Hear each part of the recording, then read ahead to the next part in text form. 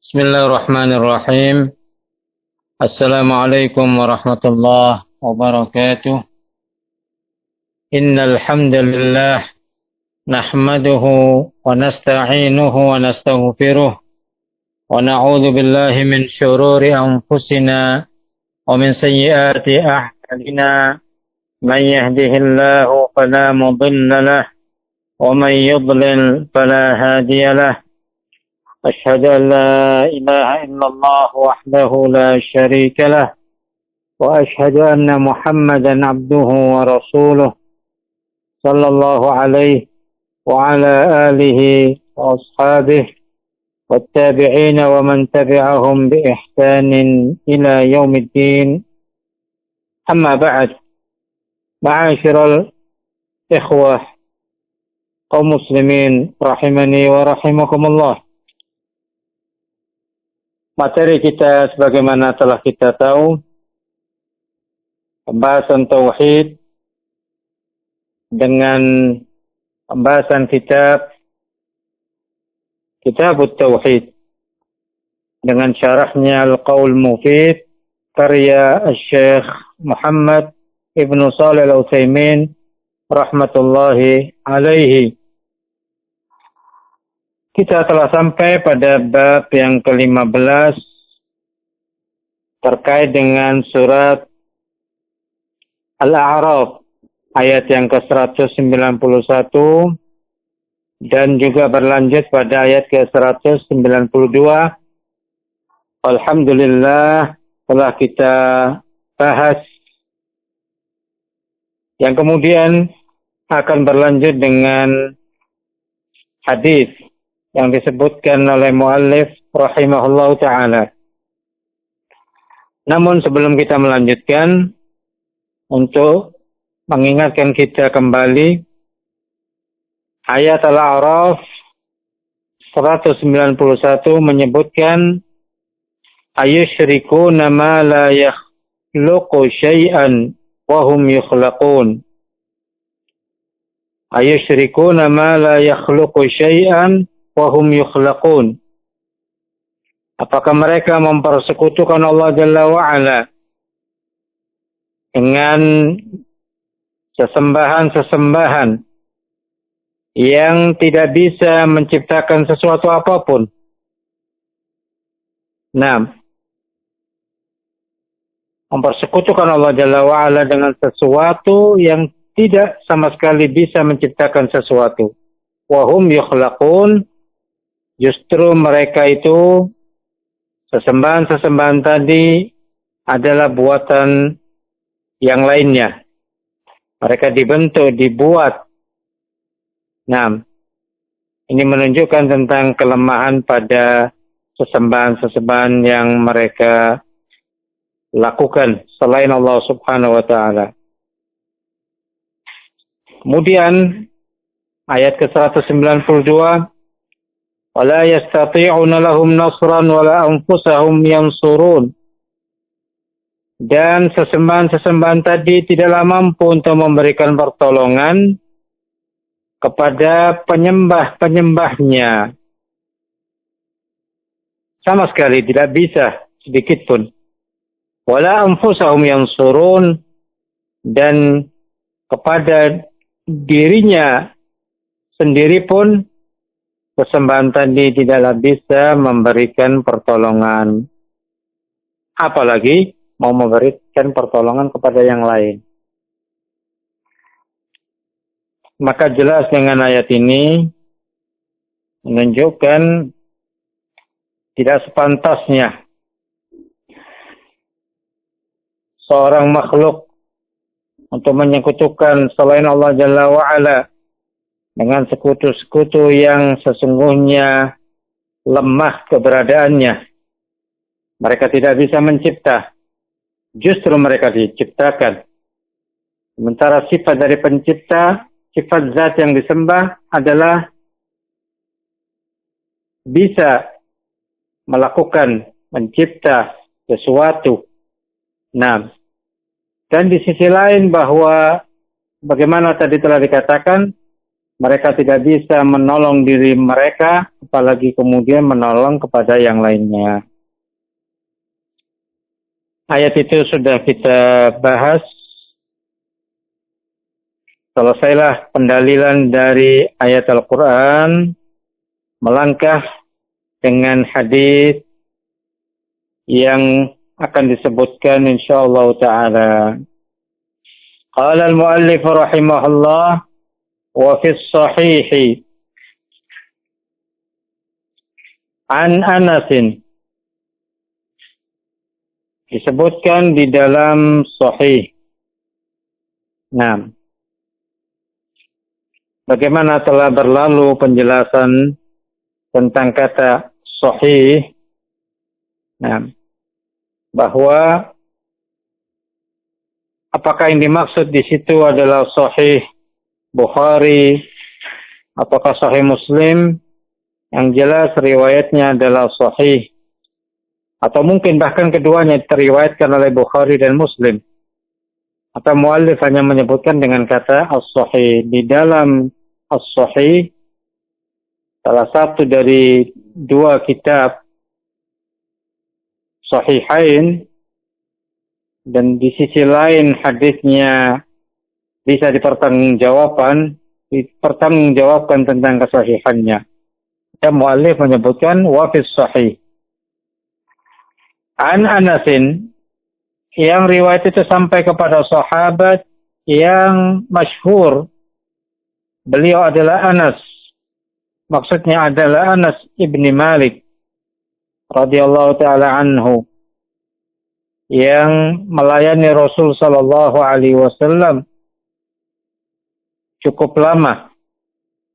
Maka Anas mendapat cucuran ilmu dari beliau tentunya, karena hidup melayani manusia terbaik Rasulullah sallallahu alaihi wasallam.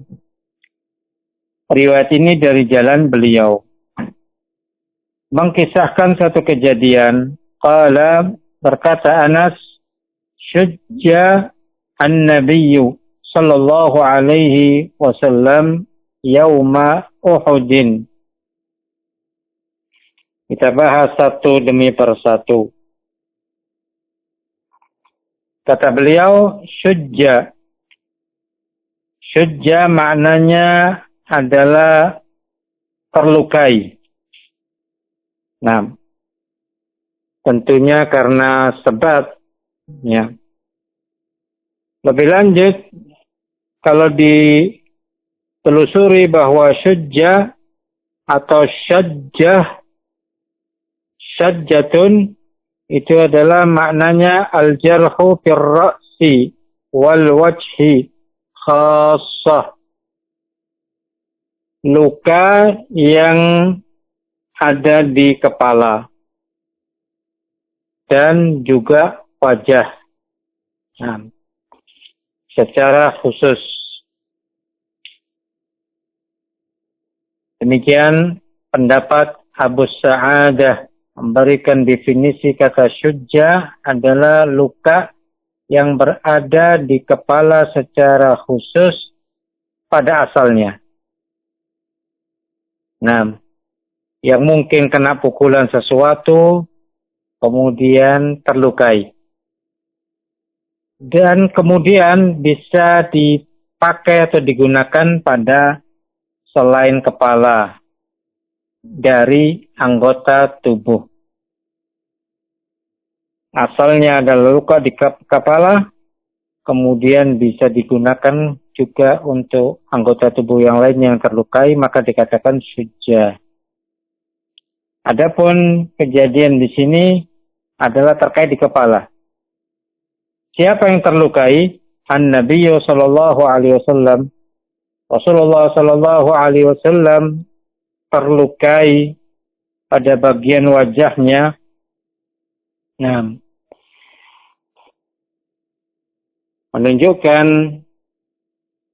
bahwa beliau sebagai Rasul sallallahu alaihi wasallam juga beliau sebagai manusia biasa, yang mana bisa terlukai. Nah, disebutkan oleh Imam An-Nawawi rahimahullah, menunjukkan pada kejadian ini bahwa para nabi alaihimussalatu wassalam itu mengalami sebagaimana yang dialami oleh manusia biasa yang lainnya. Manusia yang lain bisa terlukai, maka demikian pula manusia pilihan Allah Subhanahu wa taala. Tentu apa yang mereka dapatkan itu mendapatkan jazilul ajr wa thawab, pahala yang besar. Dan juga menjadi hikmah di sini kata Imam Nawawi, li ta'rif al-umam ma asabahum wa yata'assu bihim, agar umat ini tahu apa yang menimpa kepada mereka para nabi. Oh, para nabi pun juga mengalami hal yang sama, supaya mereka bisa mengambil pelajaran ibrah. Jika suatu saat salah satu dari umatnya mendapatkan suatu musibah, luka dan yang lainnya, itu menjadi kewajaran sebagaimana manusia, nah, sebagaimana yang dialami manusia terbaik. Nah, juga ditambahkan lagi oleh Al-Imam Al-Qadhi agar tahu bahwa para nabi itu juga manusia. Tertimpa kepada mereka ujian dunia. Nah, dan terasa sakit pula anggota tubuhnya. Ya, karena mereka adalah manusia. Nah,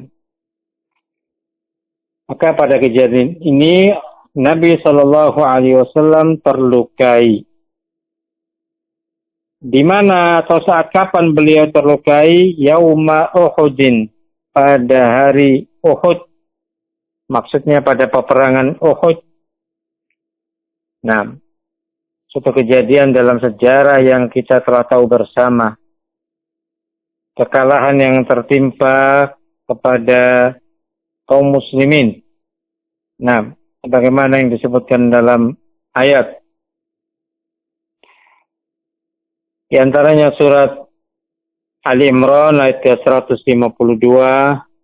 Allah menyatakan hatta idza fashiltum wa tanaza'tum fil amri wa 'asaytum min ba'di ma arakum ma tuhibbun.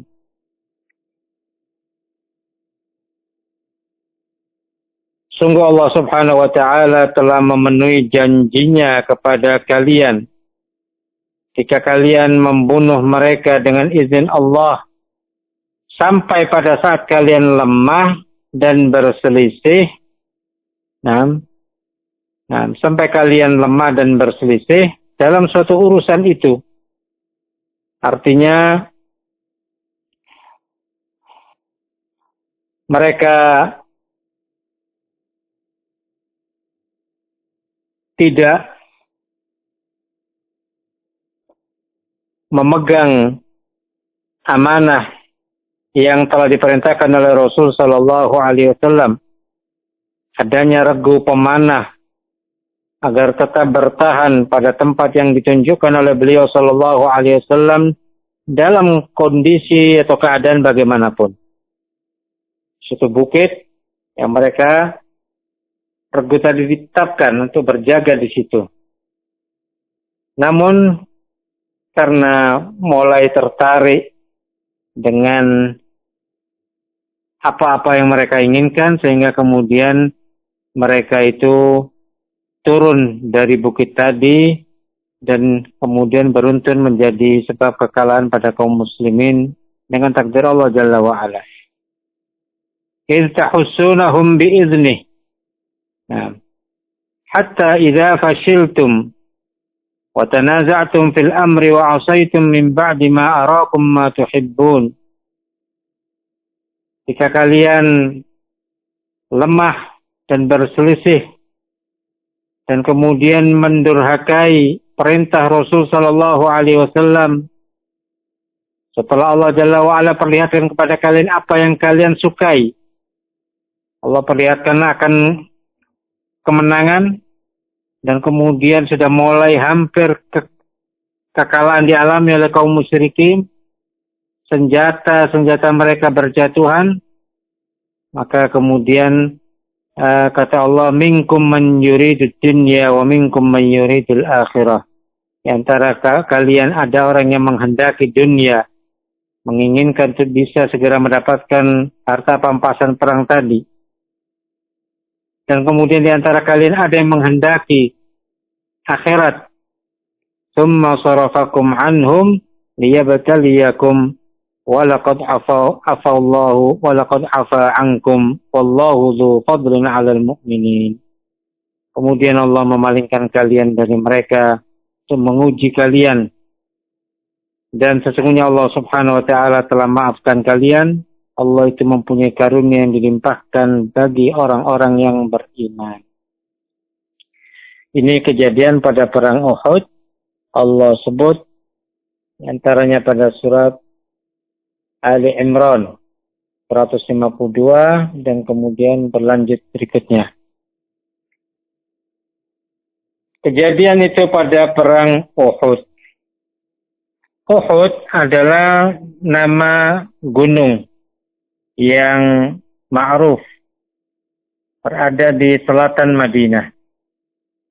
Ada di selatan Madinah.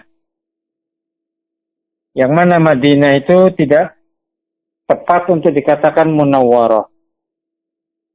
Syekh Utsaimin mengingatkan bahwa tidak tepat Madinah dikatakan al-Madinah al-Munawwarah. Tambahan al-Munawwarah itu maksudnya adalah yang terang. Nah, kata beliau, setiap negeri yang telah dimasuk dakwah Islam ke sana, maka negeri itu dikatakan munawwar bil Islam. Tercahayai dengan Islam. Jadi maksudnya bukan hanya Madinah saja. Suatu negeri yang sudah masuk dakwah Islam di sana, maka dikatakan munawwar. Nah, maka penyebutan Madinah dengan tambahan al-Munawwarah tidaklah dikenal di kalangan salaf. Bahkan dalam Al-Quran hanya disebutkan dengan kata Al-Madinah saja. Al-Quran hanya menyebutkan kata Al-Madinah dalam satu ayatnya. Nah, akan tetapi kata beliau, jika dikatakan Al-Madinah An-Nabawiyah untuk suatu keperluan, untuk membedakan Madinah itu dengan kota-kota atau negeri-negeri yang lain, fala ba'sa, maka tidak mengapa kata beliau. Sebagai ganti Al-Madinah Al-Munawwarah, maka adalah Al-Madinah An-Nabawiyah. Dengan kata Al-Munawwarah, maka sesungguhnya bukanlah Madinah saja sesungguhnya, tetapi negeri-negeri yang lain layak untuk dikatakan munawwar atau munawwarah.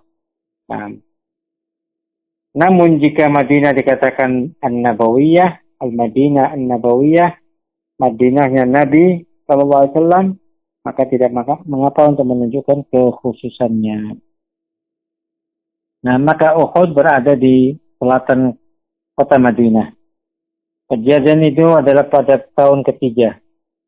Pada tahun ketiga Hijriyah. Di bulan Syawal. Adanya kekalahan yang menimpa kepada kaum muslimin. Nah, Nabi SAW terluka pada kejadian itu, wa kusirat rabaiyatuhu, dan pecah gigi beliau. Kata rabaiyah definisinya adalah gigi yang berada setelah gigi taring.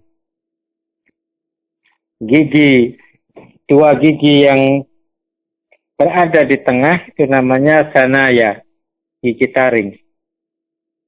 Maka setelah itu namanya robaiyah, yang kemudian diartikan dengan geraham ya. Robaiyah dikatakan geraham. Berkata Imam Qurtubi rahimahullah memberikan definisi rabaiyah, kullu sinnin ba'da thaniyah. Setiap gigi setelah taring. Setelah gigi taring maka dikatakan rabaiyah. Pecahlah gigi geraham beliau sallallahu alaihi wasallam. Beliau tetap tegar menghadapi apa yang menimpa pada beliau sallallahu alaihi wasallam. Disebutkan dalam hadis Abu Sa'id Al-Khudri bahwa yang mematahkan gigi geraham beliau adalah Utbah bin Abi Waqqas, saudara kandungnya Sa'ad bin Abi Waqqas. Utbah bin Abi Waqqas adalah yang mematahkan gigi beliau sallallahu alaihi gigi geraham beliau bagian bawah sampai kemudian keluarlah darah pada bibir atas beliau sallallahu alaihi wasallam. Ditambahkan juga Abdullah bin Syihab. Nah, Abdullah bin Syihab itu yang melukai pada wajahnya beliau. Nah, pada wajahnya beliau. Dengan kondisi yang seperti ini beliau tegar dan menyatakan kaifa yuflih qaumun syajju nabiyahum, bagaimana akan selamat suatu kaum syajju, dari kata syajju nabiyahum, yang melukai nabi mereka. Beliau hanya bisa berucap seperti itu. Kaifa yuflih qaumun syajju nabiyahum. Bagaimana suatu kaum akan selamat ketika mereka itu melukai nabi mereka sendiri. Maka nabi itu bisa terlukai. Maka di balik itu yang tersirat, kalau Nabi saja bisa mengalami seperti itu, apalagi selain beliau. Nah, apalagi selain beliau sallallahu alaihi wasallam. Karena makhluk tidak memiliki terhadap dirinya manfaat dan tidak pula kemudaratan, bukan berada pada tangannya. Semua itu dengan kehendak Allah subhanahu wa ta'ala. Nah, semua itu berada pada kehendak Allah subhanahu wa ta'ala. Setelah beliau sallallahu alaihi wasallam menyatakan itu, fanazalat, maka turun ayat Al-Quran, laisa laka minal amri syai'un. Surat Al-Imran ayat 128. Laisa laka minal amri syai'un. Tidak ada sedikit pun campur tangan engkau, hai Muhammad sallallahu alaihi wasallam, terhadap urusan mereka. Kenapa Allah Jalla wa'ala menyatakan seperti ini? Disebutkan dalam riwayat Bukhari bahwa beliau sallallahu alaihi wasallam berdoa kepada Allah agar menyelamatkan sebagian tokoh-tokoh musyrikin dan membinasakan sebagian yang lainnya. Maka itu urusannya bagi Allah subhanahu wa ta'ala. Laisa laka minal amri syai'un, sedikit pun bagimu tidak ada urusan atau campur tangan. Ini semua adalah kembalinya kepada Allah subhanahu wa ta'ala. Terambil faedah darinya, wajib bagi setiap diri untuk berhati-hati dalam melontarkan suatu kalimat melalui lisan kita terhadap apa yang dia lihat maksiat menimpa kepada saudaranya. Fala nastab'id rahmatallahi minhu. Maka kita tidak diperbolehkan menjauhkan dia dari rahmat Allah subhanahu wa ta'ala. Mengapa demikian? Karena Allah Jalla wa'ala bisa jadi menerima taubatnya. Oleh karenanya kalau antum perhatikan Ali Imran 128 tadi, atau Allah akan menerima taubat mereka. Bisa Allah terima taubat mereka, atau yu'adzibahum, atau sebaliknya Allah azab mereka. Fa innahum zalimun, karena mereka memang adalah orang-orang, kalau memang mereka itu adalah orang-orang yang zalim. Nah, maka kondisi orang yang berbuat maksiat, memusuhi kaum muslimin, kita pun tidak bisa memvonis dengan sebab apa yang kita lihat di saat itu. Kita tidak tahu satu saat dia kemudian dibalikkan hatinya oleh Allah Jalla wa'ala, kemudian mendapatkan hidayah. Maka pada kejadian ini ada 3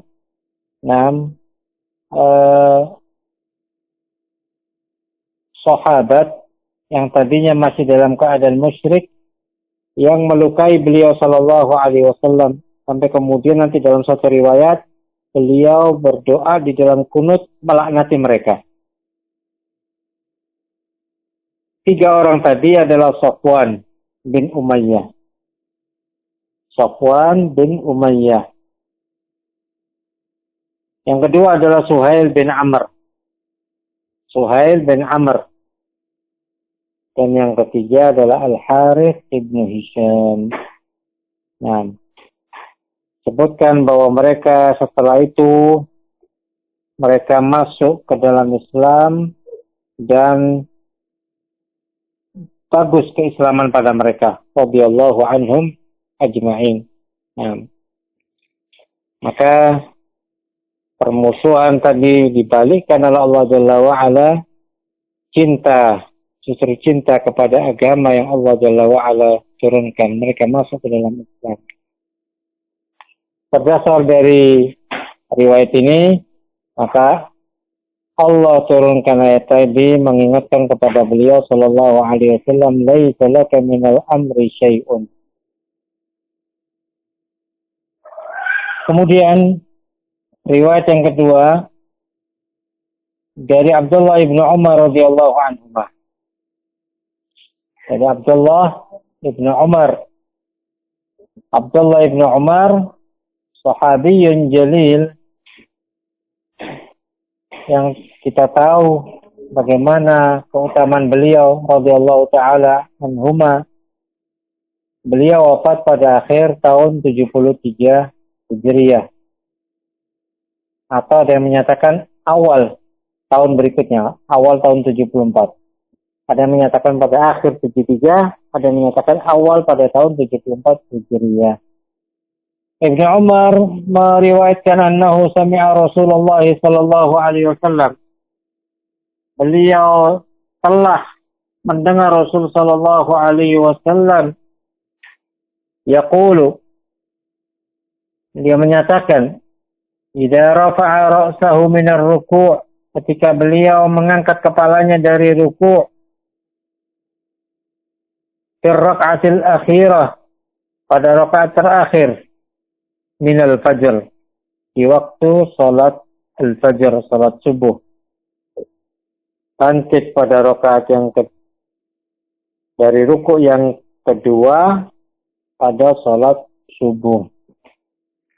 Ketika beliau mengangkat dari ruku', menyatakan Allahumma al'an fulanan wa fulanan. Ya Allah, laknati si fulan dan si fulan. Ba'dama yaqul, setelah beliau menyatakan sami Allahu liman hamidah Rabbana walakal hamdu. Setelah beliau menyatakan itu, sami Allahu liman hamidah Rabbana walakal hamd, beliau tambahkan Allahumma al'an fulanan wa fulanan. Maka turunlah firman Allah Jalla wa'ala, laisa laka minal amri syai'un tadi. Ada 2 riwayat. Riwayat tadi yang pertama sudah kita ketahui melalui Anas bin Malik, dan riwayat yang kedua melalui Ibnu Umar radhiyallahu anhuma. Nah, baik riwayat yang pertama maupun riwayat yang kedua menjadi acuan buat kita, tidak diperkenankannya bagi seseorang untuk melontarkan lisannya dengan melaknat. Nah, ketika seseorang tadi masih hidup. Nah, karena hati seseorang itu berbolak-balik, berada di tangan Allah Subhanahu wa taala. Nah, maka yang dimaksud dalam doa kunut tadi adalah 3 orang yang disebutkan tadi.